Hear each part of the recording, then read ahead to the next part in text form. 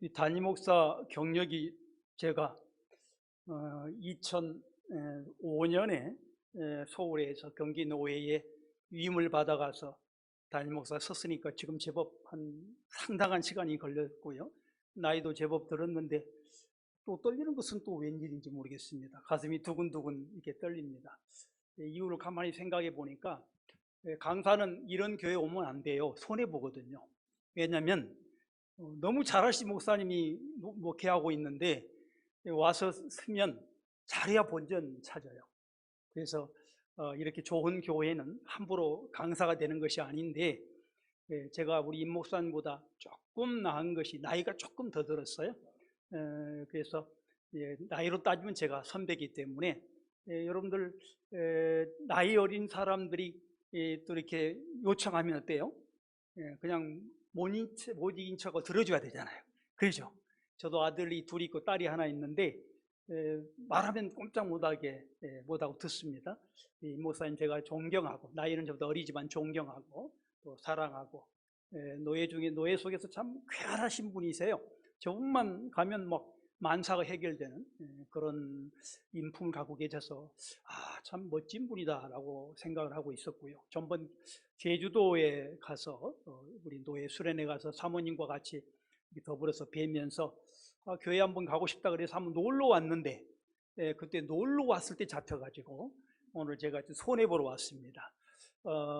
부족하더라도 우리 임 목사님만한 목회 말씀을 어떻게 전할 수 있겠습니까? 제가 그래도 특식이라고 생각하시고 한번 드셔보시기 바랍니다. 특식은 먹으면 잊어져 버리잖아요. 그렇죠? 집에서 엄마가 해주는 밥은 계속해서 영원하지만 특식은 그냥 한번 먹으면 그때 맛있다 하고 잊어져 버리기 때문에 제가 오늘 말씀 전하는 것은 다 잊어져 버릴 것을 믿고, 또 잊어져 버리지 않은 사람은 나쁜 분입니다. 그래서 듣고 바로 문 나서가면서 잊어버리시고 우리 담임 목사님, 임 목사님 훌륭한 말씀을 통해서 정말 세계적인 교회가 되시기를 간절히 바랍니다. 오늘 주제가 굉장히 거대하고 그래서 제가 참 고민을 했습니다. 그래서 임 목사님께 전화를 드렸더니 목사님 자유롭게 하세요. 그래서 오늘 진짜로 자유롭게 하려고 합니다. 자유롭게 편안하게 들으시기를 바라고요. 가능하면 적절한 시간에 마치겠지만 목사는 마이크가 있으면 말이 길어집니다. 그런 점을 감안하셔서 조금 늦게 끝날 수도 있으니까요. 꼭 늦게 끝난단 말은 아니고 목사는 말이 많아요. 마이크만 있으면. 그래서 차분하게 듣고 좋은 시간 됐으면 좋겠습니다. 바라기는 간혹 우리 가초돈지 일산시에 고향시에 살고 있기 때문에 길가에 만나면 얼굴은 한번 보고 아는 척하고 살아가자고요. 이웃으로. 저도 우리 교회를, 우리 하정 충현교회를 위해서 오늘부터는 더욱더 열심히, 기도 제목도 제가 보고 있어요. 열심히 기도하도록 그렇게 하겠습니다.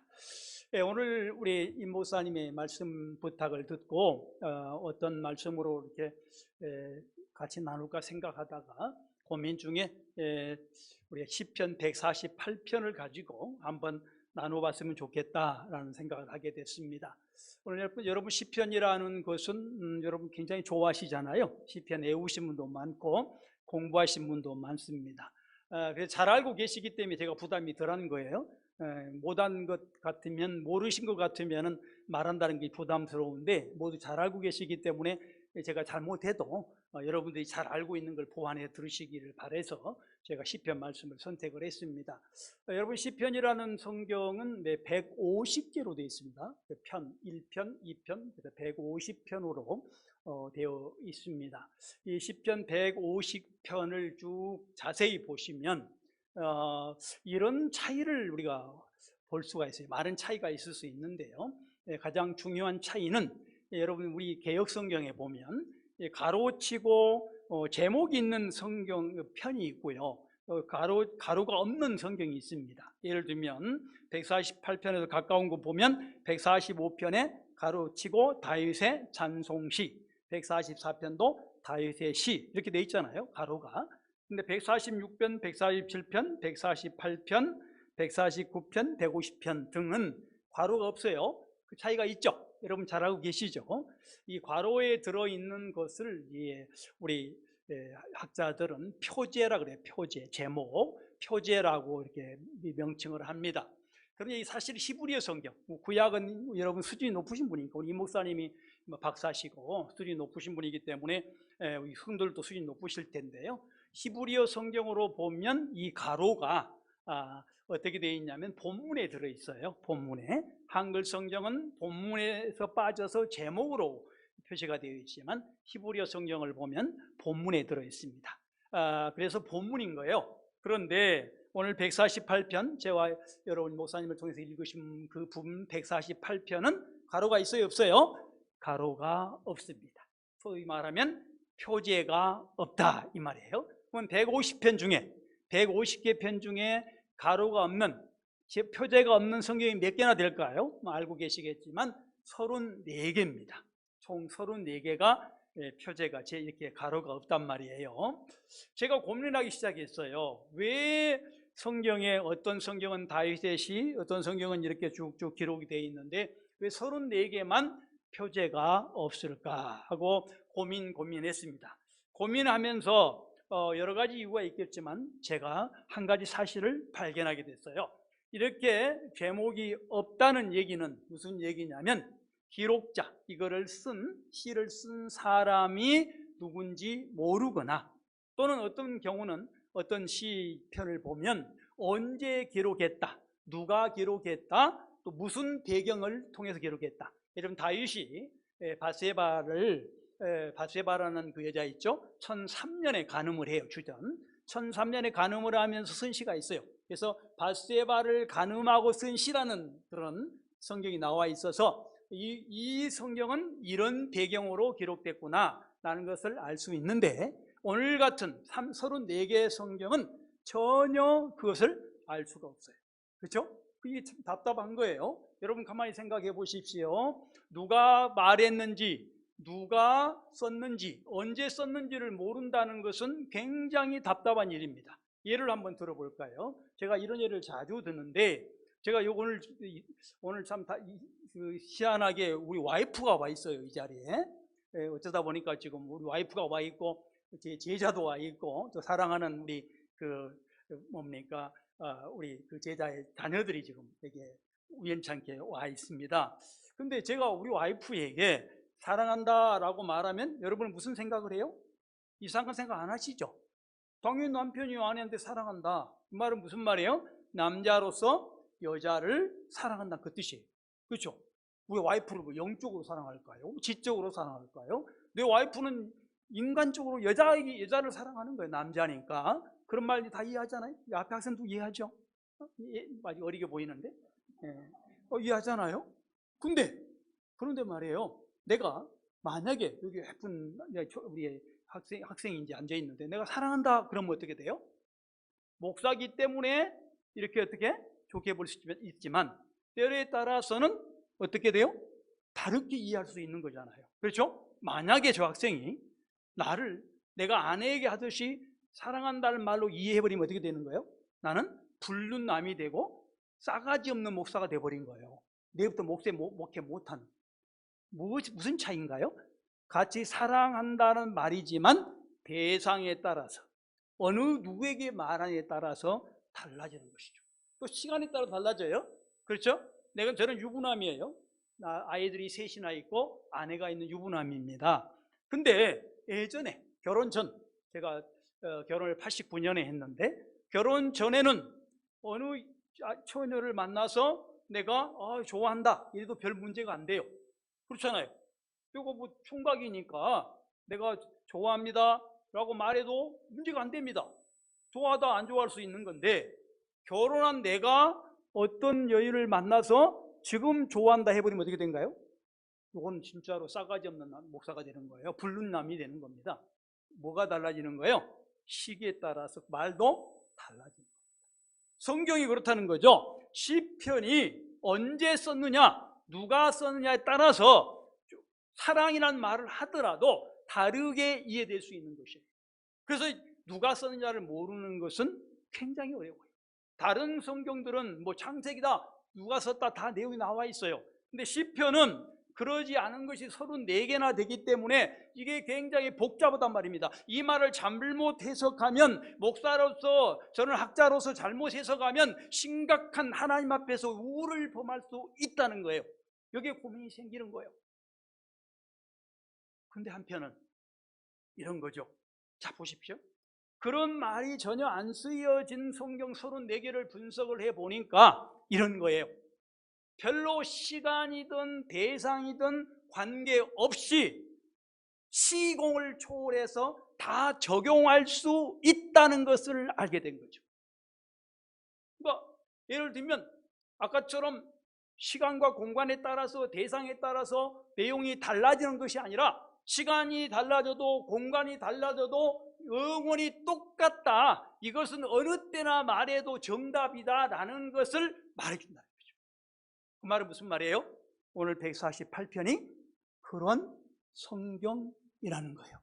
148편의 주제가 좀 이따 밝혀지겠지만 148편의 주제는 미국에 가든 한국에 가든 작년이든 그 작년이든 100년 전이든 200년 후든 똑같이 작용을 한다. 이것을 뭐라고 말하냐면 도덕법이라 그래요. 이 도덕법은 시공을 초월해서 무조건 아멘으로 하고 받아들이고 지켜야 된다. 이것을 지키지 않으면 성도가 아니다는 것을 표제가 없는 것에서 우리들에게 말해주고 있는 것입니다. 중요한가요? 안 중요한가요? 중요하죠. 그래서 좀 기대가 좀 되죠? 특식스럽죠? 특식은 그런 거예요. 기대만 하다가 마지막에 어떻게 될까요? 허무해지긴 해요. 허무해지긴 한데 그래도 기대가, 우리 특식 먹을 때 기대가 되잖아요. 외식 갈 때 아빠가 외식 하자고 하면 좀 기대가 되잖아요. 그러듯이 좀 기대가 약간 되잖아요. 제가 지금 기대를 여러분이 잔뜩 넣어드린 겁니다. 그런 식으로 오늘 성경이 이렇게 긍정을 가지고 있습니다. 그러나 저는 중요한 주제는 그렇게 됐지만 이거를 누가 썼는가라는 것에 고민을 갖게 됐어요. 누가 말했는가 도대체. 근데 안 나와 있잖아요. 안 나와 있다고 포기해버리면 안 돼. 목사의 운명이야. 목사는 몰라도 공부해서 알아야 돼. 날을 새서라도 알아야 돼. 이게 목사예요. 임 목사님은 더 아시겠지. 그러다 머리가 다 이렇게 빠져버렸는 거 모르겠습니다. 고민하다가. 네? 그런단 말이죠. 알아봐야 돼. 알아봤습니다. 70인경을 봤어요. 히브리어 성경을 헬라어로 번역한 70인경을 봤더니 이 성경을 누가 기록했냐 하면 여러분 잘 아시는 학계 아세요? 학계와 스가랴라는 사람이 공동 집필했다라고 되어 있어요. 저는 그거를 신뢰합니다. 학계와 스가랴가 이 편을 기록했다 하는 거예요. 그렇다면 이제 우리가 알아볼 것은 이 성경을 기록한, 시편을 기록한 사람이 학계와 스가랴라고 한다면 그 글은 그 사람의 성격에 따라서 내용이 달라질 수 있겠죠. 그렇지 않아요? 여러분의 성격대로 말하잖아요. 여러분의 성격대로 살아가잖아요. 목사님들도 여럿이지만 그분의 성격대로 살아가요. 우리 목사님처럼 종신신학대학원을 우수하게 졸업하고 미국에서 이렇게 박사학위를 받으신 분은 그러한 틀 속에서 목회를 하고 계시는 거죠. 그렇죠? 그러니까 그런 성격대로 목회하고 성격도 살아가게 됩니다. 이분들이 어떤 분인가를 알아보는 것은 이 성경을 이해하는 데 도움이 되는 거예요. 학계에 대해서 알아봤어요. 학계라는 사람의 뜻은 주께 영광이라는 뜻입니다. 매우 좋은 말입니다. 근데 학계는 여러분 학계서 알죠? 2장으로 되어 있는데 학계서의 내용을 보고 학계를 연구해 보면 이 사람은 어떤 사람이냐면 채찍질을 잘한 사람이에요. 이 사람은 사역을 선지자 사역을 3개월 23일 했어요. 3개월 24일 520년 6월부터 9월까지 3개월 23일간 선지자 사역, 오늘 같은 목회를 했는데 그 목회 사역의 핵심이 뭐냐면 채찍질을 하는 목회자로 사역했어요. 여러분 채찍이 뭐예요? 사람들이 어떨 때는 채찍을 가지고 그 사람을 사랑하는 수도 있고 어떤 반대가 뭐죠? 당근을 가지고 간 사람이 있어요. 담임 목사들도 처음 어떤 경우는 채찍을 가지고 합니다. 설교할 때 여러분들 회개하세요. 여러분들 지금 이렇게 하면 됩니까? 라고 채찍도 하지만 어떨 때는 위로도 하잖아요. 여러분들 정말 위로 받으십시오. 하나님이 여러분에게 부어주실 것입니다. 위로를 하잖아요. 그죠? 다 양자가 있어요. 우리도 마찬가지예요. 자녀들을 키우다 보면 저도 자식이 둘이 있습니다만은 어떨 때는 채찍을 가해요. 너 공부 안 해? 공부해야지. 봐. 어떨 때는 어때요? 풀이 죽어 있고 그러면 위로를 하잖아요. 그래 너 잘할 수 있어. 이렇게 이루어지잖아요. 두 가지가 있는 거예요. 근데 이 학계는 3년 3개월 23일간 뭐 했냐면 채찍의 선지자로 나왔어요. 여러분, 채찍이 어려울까요? 당근이 어려울까요? 채찍이 어려워요. 그래서 목사의 운명이 어려운 거예요. 목사의 운명은 채찍도 해야 돼. 저도 목회를 이렇게 30년 가까이 해왔지만, 신학 교회에서 사역해왔지만, 제일 어려운 게 성도들이 야단치는 거예요. 목사는 야단을 쳐야 돼. 성도가 싫어해도 잘못했습니다 라고 말해야 돼. 누가 말해줘? 남편이 말해주면 성질 나잖아요. 자식이 말해주면 싸가지 없다고 하잖아요. 친구가 말해주면 기분 나쁘잖아요. 목사만 말할 수 있어. 근데 목사가 말해도 기분 나쁜 성도들이 많아. 그래도 목사는 해야 돼. 그렇죠? 우리 목사님도 그렇게 하시죠? 가끔씩 회개하세요 그렇게 하잖아. 채찍. 이분은 어려운 채찍의 사명을 감당했어요. 그래서 어떻게 돼요? 성도들이 잘못했을 때에, 이분이 살아있을 때가 500년대인데, 그리고 520년대입니다. 520년이면 언제냐면 이스라엘 사람들이 포로에서 귀환할 때, 이스라엘 사람이 바벨론에 멸망합니다. 586년에. 그리고 70년 동안 어떻게 돼요? 거기에서 포로 생활하다가 537년에 이렇게 포로 귀환해요. 그리고 520년에 성전을 지어요. 성전을 지을 때, 스룹바벨 성전을, 제2성전을 지을 때, 이때 뭐 하냐면 사역을 감당해요. 여러분들 혹시 이 교회를 지을 때 이곳에 계신 분 계신가요? 혹시 어때요? 이거는 교회 당이지만 지을 때 어떻던가요? 어려운 일이 참 많죠. 여러분들 집을 지을 때 어려운 일이 많고, 뭔 일할 때 어려운 일이 많아요. 특별히 교회를 지을 때 보면 교회가 시험이 많이 들어요. 그렇잖아요. 이것 때문에 저것 때문에 말도 많아요. 좋았던 분들이 와서 막 시비도 걸어요. 목사 미칠 지경입니다. 그래서 목사들이 참 힘든 거예요. 그럴 때마다. 이때도 어떨 때냐면 스룹바벨 성전을 지을 때요. 성전을 지을 때인데 어떻게 돼요? 내외적으로 많은 문제가 있습니다. 자기 편이 아니라고 반대를 한 사람도 있습니다. 그러다 보니까 어때요? 백성들은 대부분 어떻게 부정적인 편견을 가져요. 부정적인 생각을 가진다고요. 지도자를 따라가지 않고 왜 이놈 이 교회가 이럴까? 왜 이 사람은 저럴까? 늘 입으로 부정적인 말을 하기 시작합니다. 물론 시험이겠죠. 그들에게 채찍을 가하는 사람이 누구였냐면 학계라는 사람이었어요. 바로 그 채찍의 내용을 가지고 오늘 글이 기록이 되어 있습니다. 여러분, 채찍만 받으면 어때요? 사람이 어떻게 됩니까? 힘이 빠지죠. 그래서 하나님은 채찍과 동시에 뭘 줘요? 당근을 주십니다. 당근이 누구냐면 스가랴예요. 스가랴라는 사람은 여기 한 3년간 사역해요. 성전이 지어질 때, 스룹바벨 성전이 지어질 때 사역을 하는데, 그때 이 사람은 뭐 하냐면 위로와 소망을 주는 역할을 합니다. 그러니까 어떻게 돼요? 두 사람이 뭐가 맞는 거예요? 소위 말하면 짝이 딱 맞는 거예요. 한 사람은 뭐에 채찍하고 한 사람은 당근을 주면서. 오늘 같으면 목사님은 당근을 주고 장로님은 채찍하고. 좀 어려운 일은 장로님이 해줘야 돼요. 제가 목회해보니까 장로님들이 앞장서서 욕을 다 먹어줘야 담임 목사가 목회를 하는 거예요. 장로들이 인기가 좋아버리면 교회가 잘 안 되더라고요. 장로들이 앞서서 11조 내세요. 왜 교회 안 나왔어요? 이렇게 해야 되고, 목사님은 장로님 그러지 마세요. 이거 어렵습니다. 목사 이렇게 해야 돼요. 이게 돼야 교회가 되더라고요. 이거 마찬가지. 이 둘이 학계와 스가랴가 채찍과 당근을 가지고 스룹바벨 성전 520년에 스룹바벨 성전 포로 생활하고 돌아온 사람들이 나태하고 불평불만하고 그런 사람들을 이렇게 서로 이혼하면서 교회를 세워가고 있었다. 이 그런 마음을 가진 사람들이 오늘 글을 쓰게 됐다 하는 것입니다. 자, 글을 언제 썼다고 그랬어요? 시기가 언제? 520년경. 520년이 언제라 그랬어요? 537년에 이제 포로에서 귀환해요. 그런데 16년 동안 성전을 못 지어요. 막 반대하니까 16년 동안. 그러다가 520년에 비로소 성전을 지으려고 터를 딱 잡아요. 말뚝을 딱 박아요. 그때 이들이 뭘 써요? 이 글을 써요. 뭐라고 썼을까요? 참 나는 이스라엘 사람들이 멋져요. 특히 다윗이 멋진 것은 선불로 감사해요. 선불로. 말뚝을 딱 박자 뭐라고 해요? 끝났네 이렇게 하는 거예요. 말뚝을 박으면 끝났네. 여러분 생각해 보세요. 대학교 다녀요? 몇 학년이에요? 1학년? 2학년? 1학년 딱 입학하잖아요? 그럼 부모님 계신가 여기요? 부모님이 어떻게 생각해요? 졸업했다고 생각해요? 아니면은 졸업 못할 거라고 생각해요? 입학하는 순간에 어때요? 졸업을 하고 취직을 한다고 생각해요? 아빠 계세요? 아빠요? 엄마요? 아빠 어떻게 생각하십니까? 기도하시는 집사님이시고, 역시 잘 맞아. 내가 잘 같아. 붕어빵이네 딸하고 아버지하고.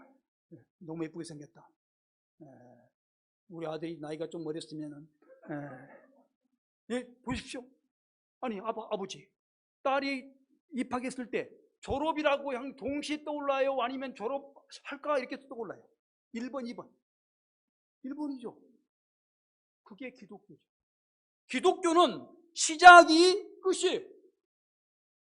시작이 끝. 입학이 졸업이에요. 그게 정상적인 거죠. 아버지가 아닌 사람은 뭐라고 할까요? 시기한 사람은 저 2학년 다니고 그만둘 거다. 이렇게 생각하는 거죠. 기독교적이 아니지 않습니까? 기독교는 모두 그래요. 시작하면 끝이다. 끝났다. 그거예요. 남녀가 사귀면 결혼했다. 이렇게 되는 거예요. 헤어지고 그게 아니라 이게 그러니까 그게 시작이죠. 이 사람이 뭘 어떻게 해요? 520년에 성전을 지으려고 말뚝을 박는 순간 성전이 끝났다. 516년이 세워져요. 근데 500 세워지려면 몇 년, 5년, 6년 남았는데 끝났다는 전제로 믿음이죠. 그걸 우리는 믿음이라고 그런 거예요. 신뢰. 시작하면 끝나는 거지. 교회가 지금 이전 예배를 드리고 지금 준비하고 있는데 이전 말씀하고 회의했으면 끝나는 거지. 그게 이미 세워져 버린 거예요. 우리 화정충현교회 그런 마인드로 지금 어떻게 해요? 이 글을 썼다 하는 것이. 그리고 이 글을 쓸 때 여러분들 누구에게 썼을까요? 이 글을 누구에게 썼을까요? 보십시오. 주전 520년이에요.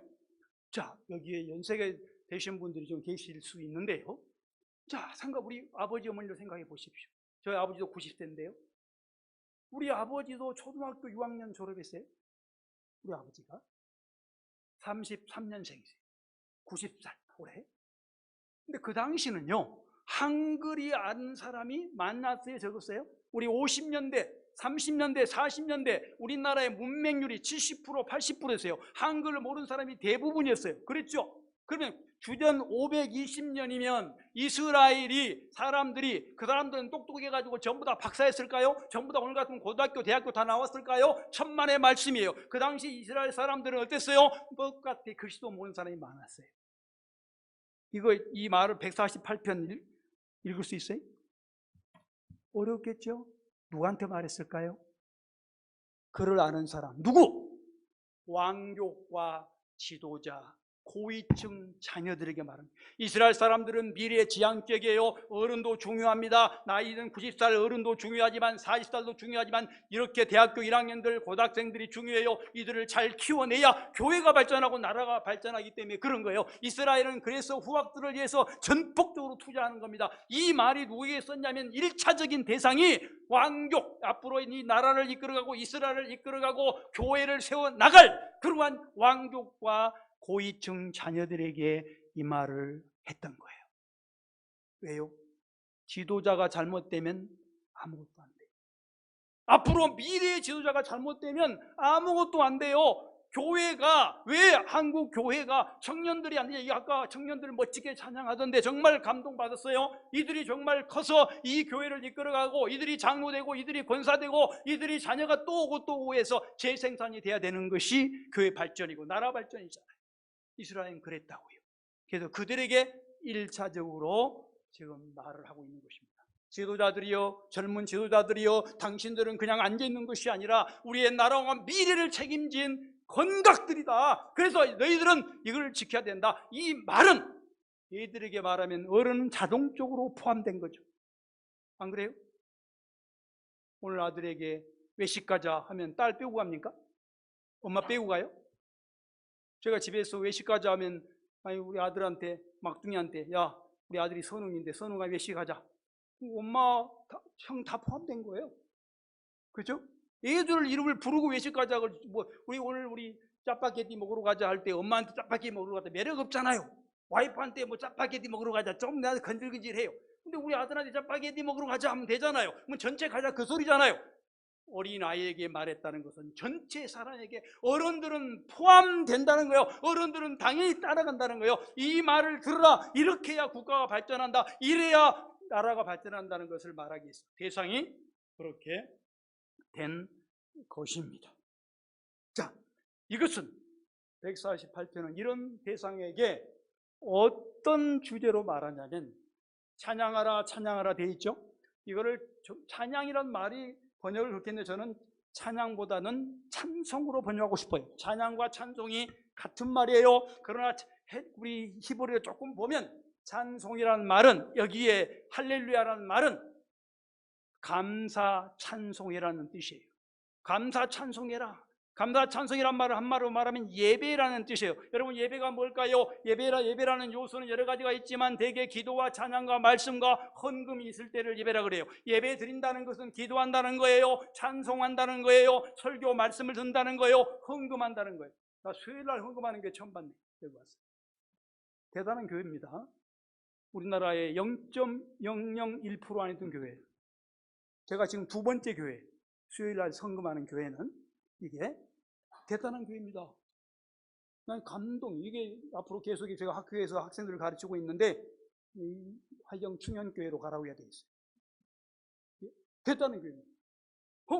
예배 풀. 물론 때로는 기도만 하는 예배가 있고 때로는 찬송만 하는 교회가 예배가 있고 2개 또는 3개가 하지만 풀 버전은 학자들은 4개가 더 잘하시겠지. 임 목사님이 전공하셔서 잘하시겠지만 그런 4개가 예배. 찬송이라는 뜻은 무슨 말이냐? 예배에 집중해라. 예배가 중요하다. 예배를 해야 예배를 안 하는 것에 대한 채찍, 예배를 안 하는 사람들 나 아파요. 그런 사람이 이로 그것을 주제로 이 글이 기록됐다는 거예요. 언제? 520년에. 왜 무슨 말이에요? 성전이 건축됐다는 것은 성전이 무슨 목적이에요? 예배를 위해서 건축된 거죠. 교회가 어떻게 건축돼요? 예배를 위해서 되는 겁니다. 교회를 갖다가 무슨 폼 잡기 위해서 다른 사람에게 무슨 구경시키기 위해서 된 것이 아니고 돈 벌기 위해서 된 것이 아니라 교회당을 세운다는 것은 예배를 잘 드리기 위해서 세운 거잖아요. 에어컨이 예배를 위해서 있는 것이고 저기에 피아노나 이런 것이 다 예배를 위해서 있는 거잖아요. 그렇죠? 예배에 집중해라. 520년에 너희들이 지금 어렵고 힘들고 포로에서 70년 동안 살다가 들어와서 정치적으로 경제적으로 사회적으로 가정적으로 어려운 것은 무엇이 부족해서 그렇다? 예배가 부족해서 그렇다. 그런 말이에요. 기도가 부족해서 그렇다. 찬송을 안 해서 그렇다. 말씀을 소홀해서 그렇다. 헌금할 것을 안 해서 그렇다. 그것이 부족하다는 것을 이 저자는 말하기 위해서 때로는 채찍으로, 때로는 당근으로 그들을 사랑하기 때문에 말한다는 거예요. 자식을 사랑하기 때문에 너희의 채찍을 가하듯이 또 사랑하기 때문에 이루하듯이 이 학개와 스가랴는 그 말씀을 가지고 오늘 그 주제로 이 148편을 기록했다 하는 것이에요. 자, 한 가지만 서론 더 하고 본론 들어가요. 끝날 줄 알았죠? 이제 서론 끝나요. 목사가 이 마이크만 잡으면 말이 많아진다니까요. 자, 보십시오. 이 찬송을 언제 불렀다고 되어 있냐면 사실은 이거는 근거가 부족합니다만 해석입니다. 여러분 다니엘서 아시죠? 다니엘이 주전 536년부터 530년에 활동했어요. 근데 다니엘이라는 사람이요, 친구가 3명 있었죠. 누구 있었어요? 메드락, 네? 사드락, 다 아시죠? 네? 3사람 이름 모르신가요? 사드락, 메삭, 아벤느고. 내가 뭐라고 했어요? 메드락이 있어요? 사드락, 메삭, 아벤느고. 3사람이 있어요. 그 사람이 유명한 게 뭐죠? 금신상에 절하라고 하지 안 하고 어디 들어간 사람? 뜨거운 풀못 속에 들어가서 살아난 인간들이죠. 자, 질문해 볼게요. 어렵고 힘든 일 많으시죠, 여러분들? 없어요? 대학교 2학년, 너 이름 뭐니? 누구? 성경이? 성경. 바이블? 내가 사람 잘 찍었구나. 제대로 기분 좋네, 이거. 자, 봐봐. 어려움이 있잖아. 대학 가기 위해서 어려웠고 다 누구 어려움 없는 사람 누가 있어요? 어려울 때 뭐해? 기도. 대단하네. 너 앞으로 대통령 되겠는데? 어? 우리나라 대통령 여자가 돼야 돼. 자, 여러분들 어려울 때 뭐 하세요? 기도한다. 예배한다 뜻이잖아요. 그죠? 그것이 예배죠. 이들이 불렀던 찬송이 148편은 아니었을 거예요. 왜냐하면 시간이 달라요. 148편과 같은 노래를 어디로 불렀다? 풀무불 속에서 불렀다. 이게 예배예요. 이게 찬송이에요. 찬송한다는 말은 무슨 말이냐? 예배한다는 말은 무슨 말이냐? 몸이 아프면 못하겠다, 늙어서 못하겠다, 나이 들어서 못하겠다, 바빠서 못하겠다, 장례 나가서 못하겠다, 결혼식 때문에 못하겠다, 학교 때문에 못하겠다, 숙제 때문에 못하겠다, 내가 짜증나서 못하겠다, 저 장로 때문에 못 나오겠다, 저 집사 때문에 성질 난다, 이런 것이 아니라 그럴 때 부르는 것이 뭐라고요? 예배고 찬송이라고요. 이해하셨어요? 찬송은 좋을 때도 부르지만 원래의 찬송의 의미는 이런 사드락, 메삭, 아벳느고처럼 죽음 앞에서 불 속에 들어오면 얼마나 무섭겠어요. 불이 이글이글 타오는데 얼마나 무섭겠냐고요. 아무리 목사지만, 아무리 지금 선교사지만, 선지자지만 이렇게 무서울 때 있으면 얼마나 힘들겠어요. 그럴 때 부르는 것이 예배라고요. 예배는 불 앞에서 부르는 거예요. 불과의 전쟁이에요. 투쟁이에요. 예배는 우리가 지금 편하게 하지만 예배라고 하는 건 하나님 앞에서 투쟁이라고요. 하나님 앞에 나를 던져버리는 내 목숨을 거는 거예요. 목숨을 거는 것이 예배라는 거죠. 바로 이것이 역사 속에서 드러난 거예요. 이 성경은, 이 148편은 그렇게 불려졌다라고 많은 저자들이 소개를 하고 있어요. 이제 서론 끝났어요. 이런 전제로 이들이 이제 148편을 써요. 합작해서. 자, 148편 쓰는데 첫 번째, 단락이 두 개로 나눠졌어요. 1절에서 6절까지는 천상의 존재. 천상이 어디예요? 하늘의 존재. 하늘에 있는 존재들에게 뭐래라? 여호와를 찬송해라, 여호와를 예배해라고 촉구를 하고 있어요. 천상의 존재. 자, 여러분, 천상의 존재라고 하는 것은 우리가 아직 우리 눈에 안 보이는 존재입니다. 그렇죠? 그 존재들에게 찬송이라고 해요. 그 말이 무슨 말이에요? 찬송을 받는다는 것은 어떤 존재, 우리가 생각할 때 높고 위대하다고 할지라도 찬송에서 예배에서 제외가 된다 안 된다? 대통령이 예배에서 제외된다 안 된다? No, never nothing. 누구도 예배에서 제외될 수 없다는 거예요. 하늘에 있는 것도 예배에서 제외될 수 없다. 그것이 예배의 놀라운 특징이고 예배의 본질이라는 것입니다. 그래서 여기서 6절까지의 천상을 존재를 통해서 찬송을 촉구를 합니다. 찬송을 촉구를 하는데 거기에 보세요. 존재가 2절 4절에 보면 몇 개가 나오냐면 거기에 7 존재가 나와요. 7 존재를 낱낱이 말하면서 너희들은 찬송해야 돼, 찬송해야 돼.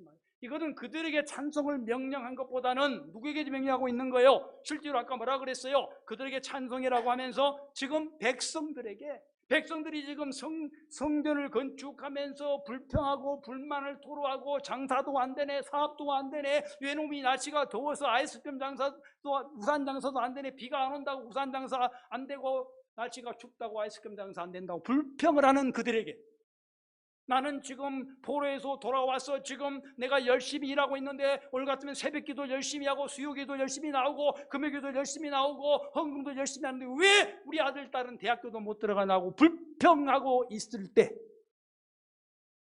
나는 지금 정말로 집에 남편 라면 끓여주면서 내가 교회 와서 청소하고 헌신하는 집사 권사로 살았는데 우리 집은 왜 옆집은 교회도 안 다녀도 대학만 잘 가고 취직만 잘 되는데 우리 아들놈은 중소기업도 안 된다고 불평하고 있을 때, 다른 교회는 성장 발전하는데 왜 우리 교회는 성장 발전이 안 되냐고 불평하고 있을 때, 그때 지금 기록자가 학개와 스가랴가 뭐라고 해요?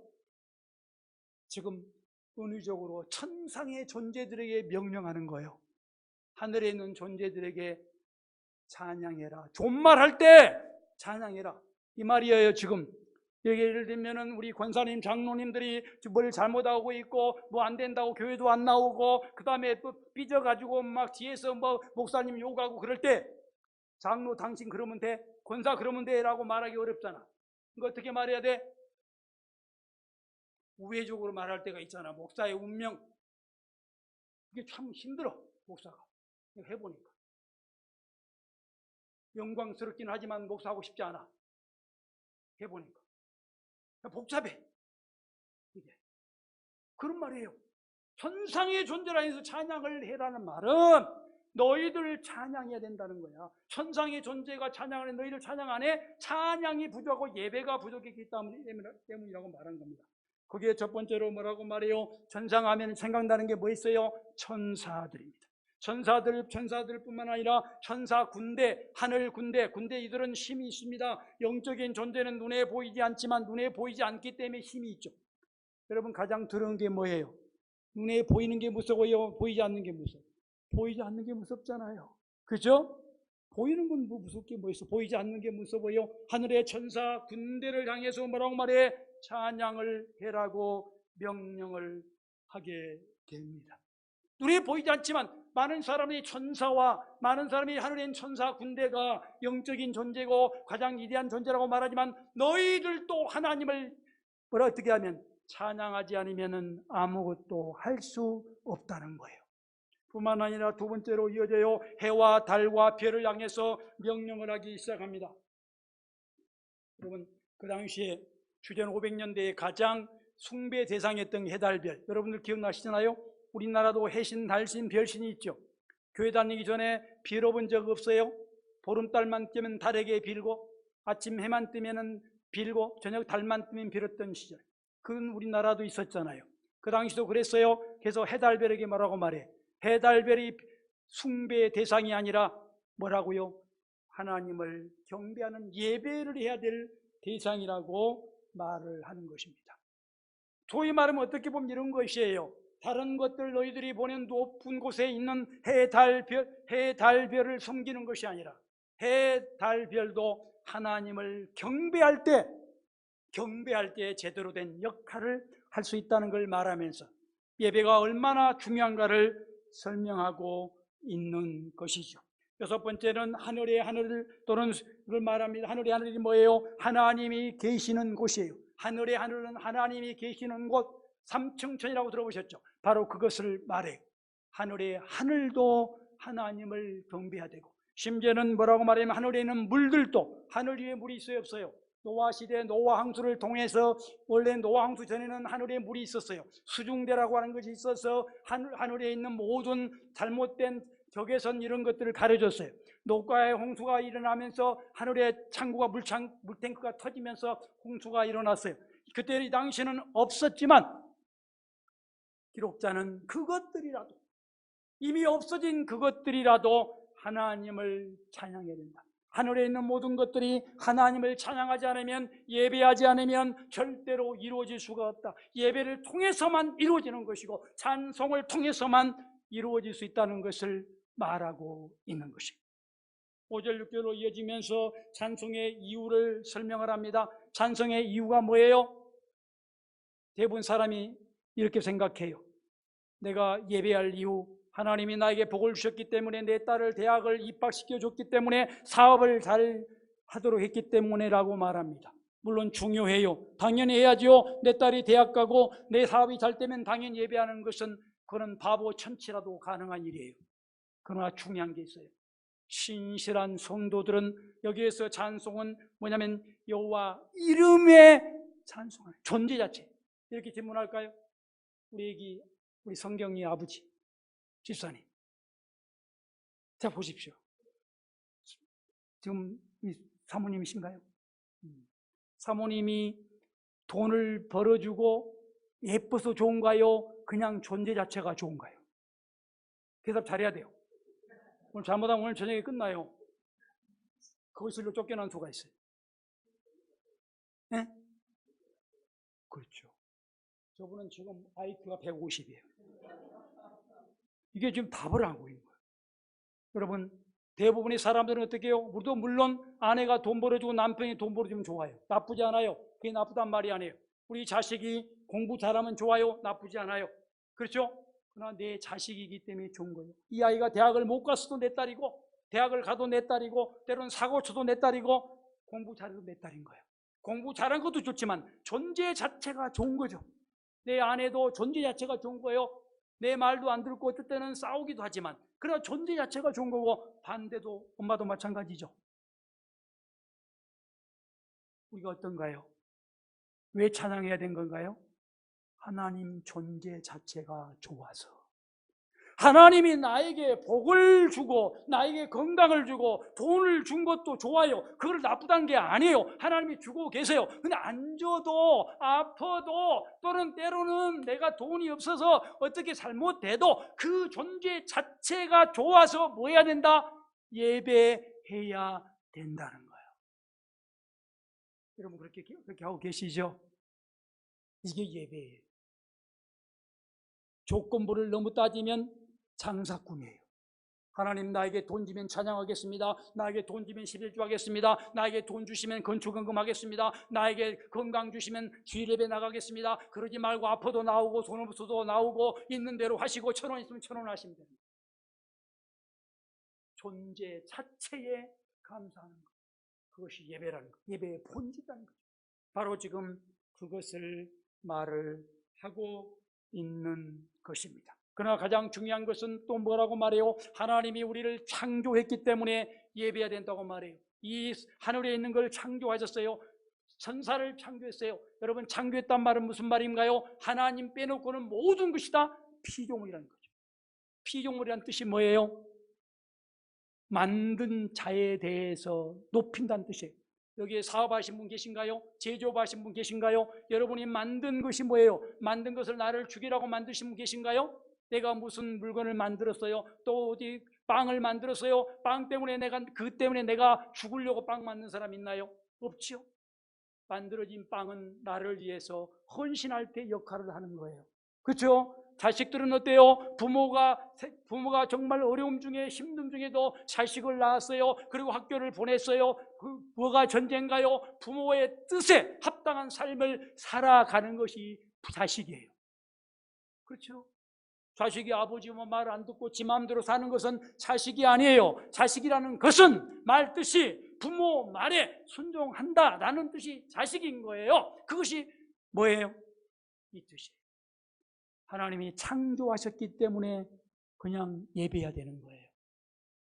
나에게 내가 필요한 것을 주지 않는다고 할지라도 창조 그 자체가, 내가 있는 존재 자체가, 내 안의 존재 자체가, 내 자식 존재 자체가, 교회 존재 자체가, 목사님 존재 자체가 찬양에, 하나님을 찬송해야 될 근거가 된다는 것이죠.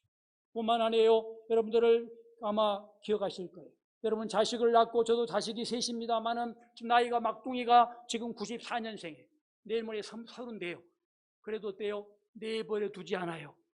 지금 생각은 장가가기 전까지는 지금도 간섭해요. 몇 시에 들어오냐? 키도 180이 넘어요. 덩치도 커요. 그런데 내가 어때요? 대학교 3학년인데 그 아이도 내가 늦게 들어오면 잠을 못 자요.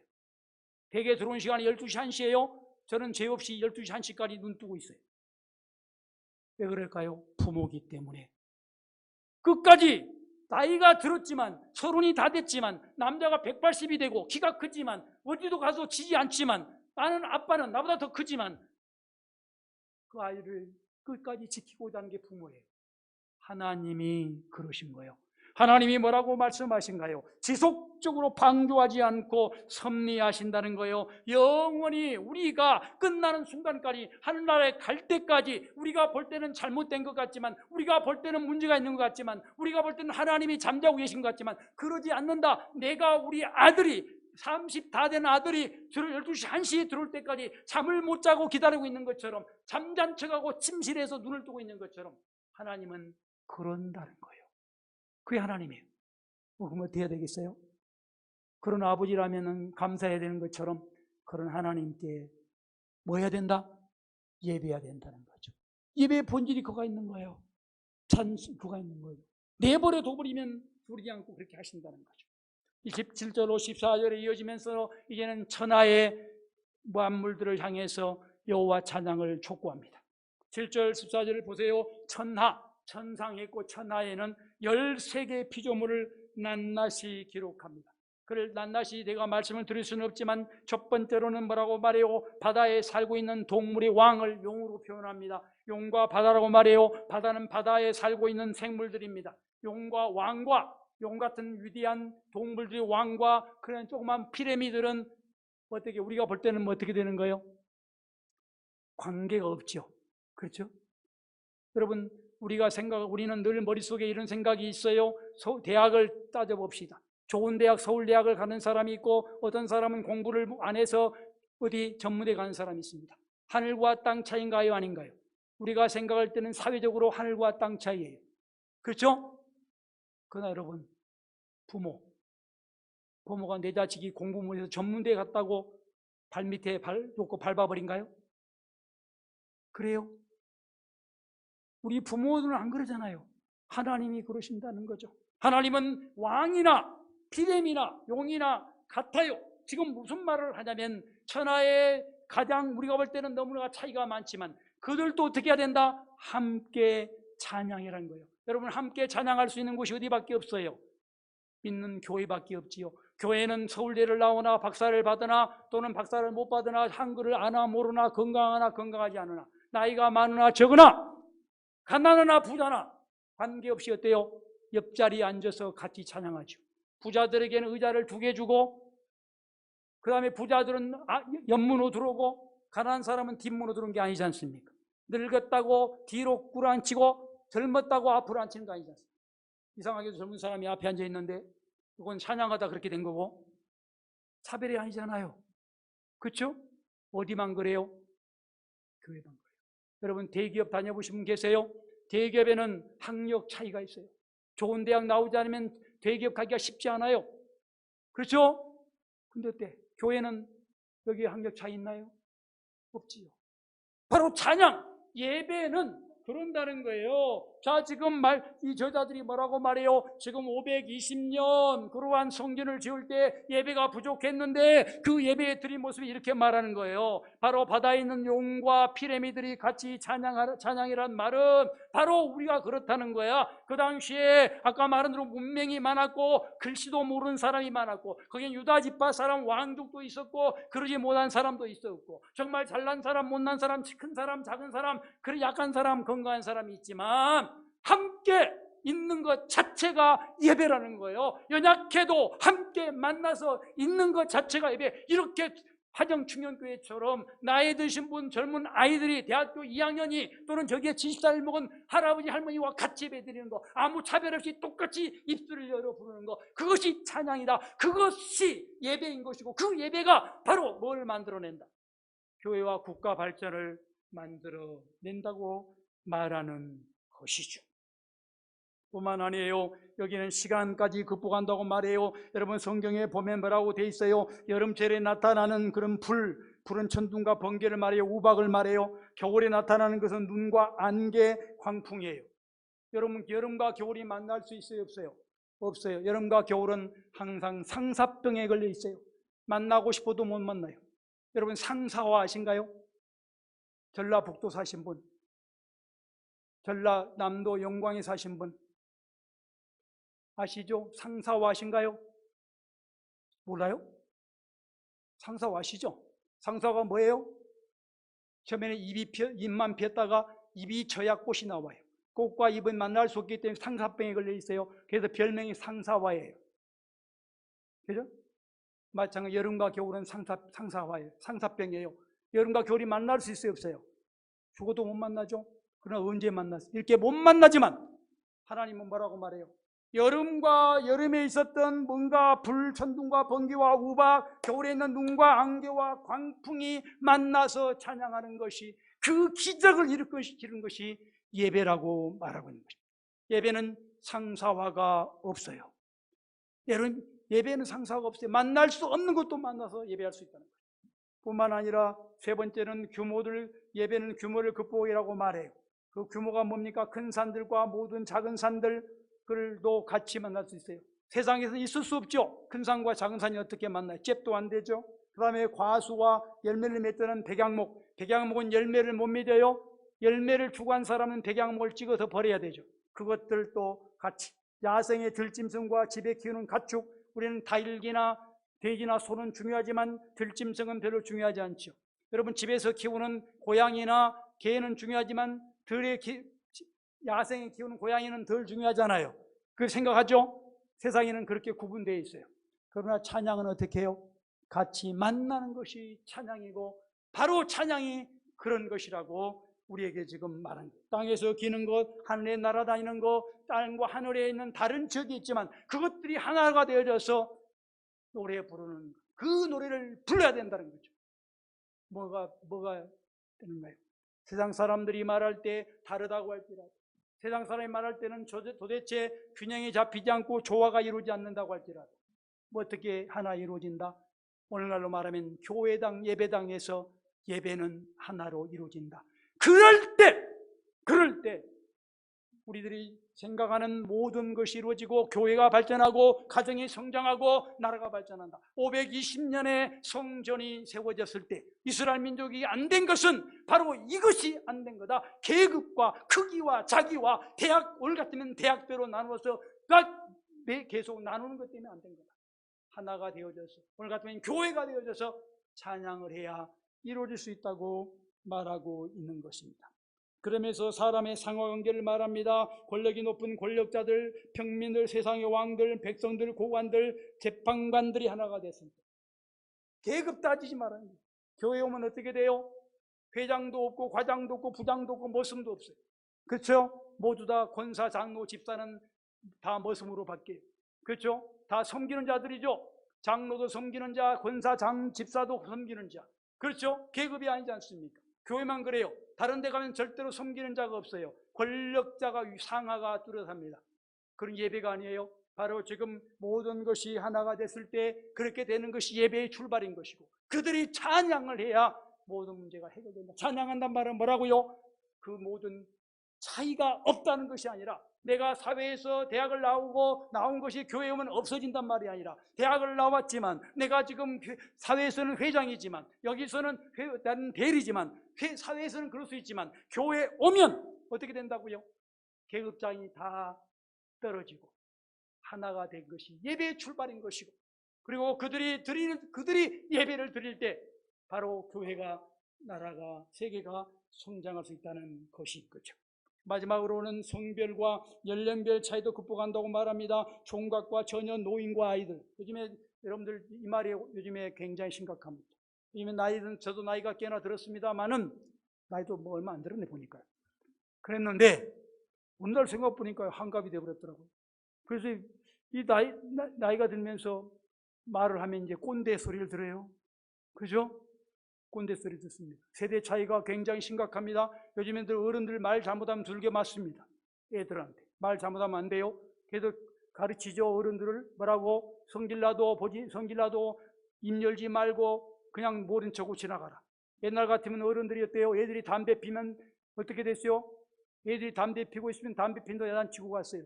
요즘엔 담배 핀다고 말하면 뭐가 날라와요? 구두발이 날라와요. 꼰대가 됐어요. 요즘에 굉장히 심하죠. 예배인가요? 아닌가요? 예배라고 하는 건 그렇게 아니에요.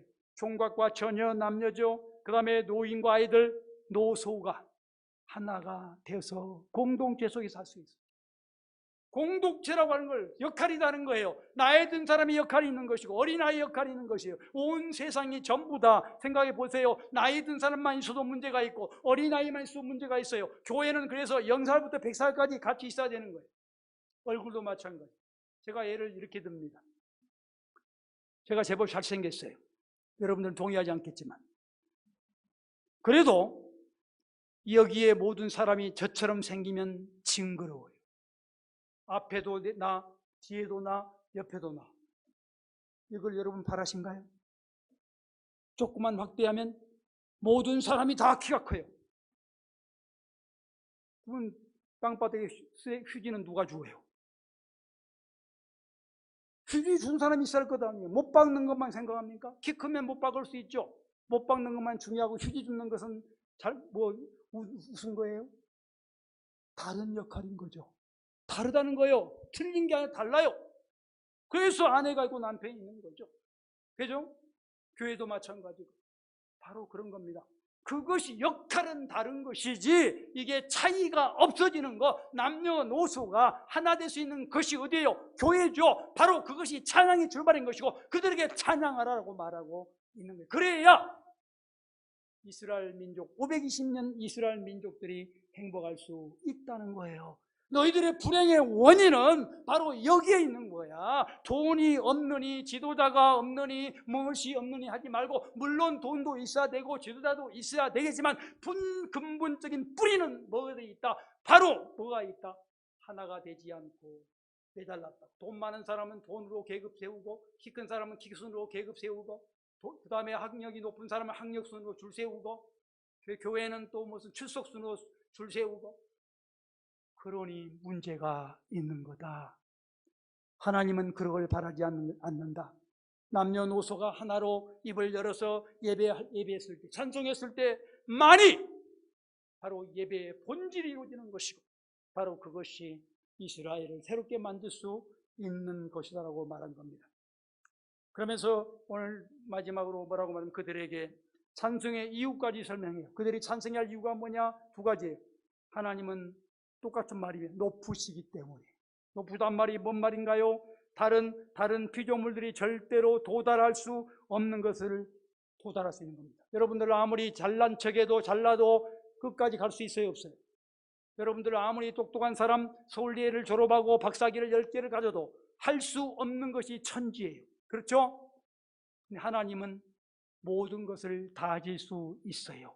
그러기 때문에 예배라고 하는 거예요. 그래서 해, 달, 별은 못하기 때문에 예배하면 안 되는 것이고, 저기 불쌍이다 저러면 안 되는 것이고, 잘못된 곳에 예배하면 안 되는 거예요. 그것들은 높은 것이 아니에요. 나보다는 높지만, 나보다는 똑똑하지만, 그러나 모든 것을 이룰 수 있는 높은 자가 아니기 때문에 예배 대상이 안 된다.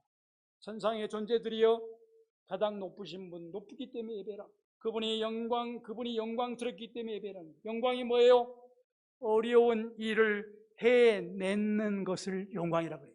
하나님이 영광을 돌립니다라는 말은 내가 아주 어려운 것을 해내요. 여러분, 어려운 것을 누가 합니까? 일부 할 수 있죠. 딸, 아들들을 위해서 아버지가 할 수 있어요. 교회에는 지금 성도들이 못한 것을 목사님이 할 수 있어요. 학교에는 학생, 교수가 할 수 있어요. 그러나 모든 걸 할 수 있나요? 저도 교수 경력이 20년인데 20년 동안 가르치지만 지금도 부끄러워요. 솔직히 모르겠어. 학생들이 몰라서 다행이지. 학생이 몰라서 내가 교수로 폼 잡는 거지. 학생이 조금만 똑똑하면 내가 지금도 들킬까? 다음 주에 개강인데 걱정이에요. 지금. 또 들키면 어떻게 교수가. 신상에 좀 속된 말 쪽팔리잖아. 근데 학생들이 다 몰라. 그러니까 내가 높은 거야. 나는 알아. 내가 모르다는 사실을. 교수경 20년인데 모르는 게 아직도 많아. 근데 모르는 것이 없는 분이 누구예요? 하나님 아버지. 이게 영광이에요. 영광이라는 것은 어려운 일을 모두 다 해결할 때 영광이에요. 영광 받으셔도 그 말은 나는 모르는데 당신만 모든 걸 해결할 수 있어요. 우리의 교회 문제, 우리의 가정 문제, 우리의 직장 문제, 우리의 자녀 문제를 해결할 수 있다라고 하는 것, 이게 영광이에요. 그러니까 영광을 알면 어떻게 돼요?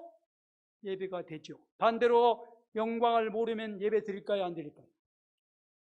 영광을 모르니까 예배를 안 드린 거예요. 내가 잘난 체 하니까, 내가 하나님이라고 생각하니까 예배를 참석 안 해. 주일날 예식장 가고 장례식장에 가는 거예요. 내가 하나님이라고 생각하니까, 내가 지금 나보다 내가 높으니까. 그래서 영광이기 때문에 마지막에 한 가지 더 말해요. 찬양의 이유가 뭐냐? 이스라엘 백성의 뿔을 높이셨기 때문에. 이 말이 뭔 말일까요? 520년. 이스라엘 민족은 605년의 고통을 당해서 남쪽 유다가 포로 잡혀가기 시작해요. 598년 그 다음에 586년 세 차례에 걸쳐서 이스라엘이 멸망해요. 605년부터 시작해서 537년까지 70년 동안 고통을 당해요. 537년에 포로로 귀환했어요. 예상치 못했어요. 포로로 70년을 살았어요. 예상치 못했다고요. 그런데 하나님은 그들을 포로에서 구원해내서 이스라엘 49,897명을 귀환시키셨어요. 그리고 성전을 짓게 만드시고 2차 458년, 3차 444년에 그들을 다시 모두 귀환시켜서 이스라엘 나라를 하나님이 다시 세우셨어요. 예상됐어요? 안 됐어요? 예상할 수 없었어요. 이제는 바벨론 포로로 가면 끝장난 줄 알았어요. 바벨론 그발강가에서 머슴살이하고 노동하는 그런 사람이 됐어요. 대학 교수도 의사도 아무 소용없이 그발강가에서 노가대로 살았어요. 아무 희망이 없었어요. 근데 70년 이후에 그들의 자손들이지만 그들을 다시 이스라엘로 돌이켜서 나라를 세웠어요. 놀랍나요? 놀랍지 않나요? 대한민국이 36년 동안 또 35년 동안 일본에게 식민생활했어요. 정말 소망이 없었어요. 그러나 45년 8월 15일 광복됐어요. 놀랍지 않나요? 저는 잘 몰라요. 그때 살지 않았기 때문에. 그렇잖아요. 그 일을 이스라엘 민족에게 적용해서 하나님이 다시 능력도 없는 그들, 머슴살이했고 아무것도 없는 그들을 높였다. 그러니 어떻게 해라? 사람이라면 예배해라. 그것이 예배니라 라고 하면서 할렐루야 라고 하면서 마칩니다. 할렐루야는 여호와 하나님을 높여라, 빛내라 라는 뜻이죠. 할렐루야, 헬라어로는 알렐루야죠. 히브리어는 할렐루야, 헬라어로는 알렐루야. 왜냐하면 히브리어는 H가 있어요. 할렐루야. 그러나 고대 헬라어에는 H가 없었어요. 그래서 알렐루야가 됐어요. 지금 누구 알렐루야 하신 분 계시죠? 할렐루야, 할렐루야 라고 하면서 오늘 글을 마칩니다. 여러분이 질문합니다. 아니, 이 본문이 520년에 기록된 이 글이 어때요? 오늘 우리들 2023년 화정중형교회 성도들에게는 뭐라고 말씀하실까요? 아마도 제가 말씀을 전달하는 중에 하나님께서, 성령께서 여러분 마음속에 무엇인가 메시지를 주셨을 거예요. 그대로 실천하시기를 바랍니다. 주신 메시지를 그대로 실천하세요. 이것이 하나님의 명령인 것이고 여러분이 지금 성령이 있다는 증거예요. 자, 그러나 저는 이 본문을 가지고 여러분과 공유하고 싶은 필수적인 내용을 한 두세 가지 같이 공유하려고 합니다. 이 본문이 저는 화정중년교회에 이런 말씀으로 다가왔다고 믿고 있습니다. 할렐루야, 찬송하라 하는 것은 여러분 공적 예배에 성실한 태도를 보이셔야 됩니다. 예배라는 것은 삶도 예배예요. 집안 가정에서의 가정생활, 부부생활, 부자관계, 자녀관계도 예배입니다. 직장도 예배입니다. 사업도 예배지만 가장 중요한 것이 공적 예배예요. 교회마다 다르지만 주일예배, 수요예배, 금요예배, 새벽예배 등 예배가 공적 예배가 있습니다. 공적 예배는 안 해도 되고 해도 되는 것이 아니라 반드시 해야 되는 것이고 하나님 앞에 약속된 것입니다. 바로 지금 말하고 있는 거예요. 520년의 이스라엘 민족들이 문제가 된 것은 어디서 출발했느냐? 공적 예배를 소홀히 했기 때문이라는 것을 말해주고 있습니다. 여러분 공적 예배에 성실하시기를 바랍니다.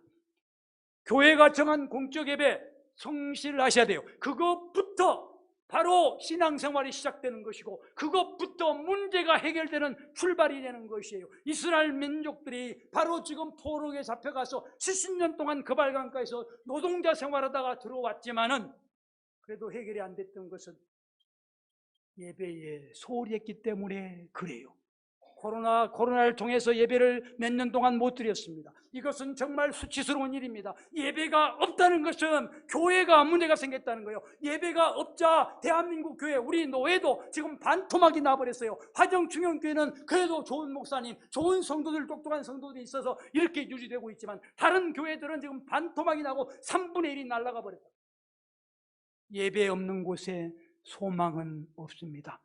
공적 예배가 무시될 때, 그 교회, 그 가정, 직장, 사업장은 소망이 없어요. 예배가 1번이에요. 예배 먼저 하고 돈 벌고, 예배 먼저 하고 놀고, 예배하고 골프 치고, 예배하고 결혼식하고, 예배하고 장례식 가야 된다는 거예요. 그러한 삶을 여러분이 사시도록 오늘 결단하시기를 바랍니다.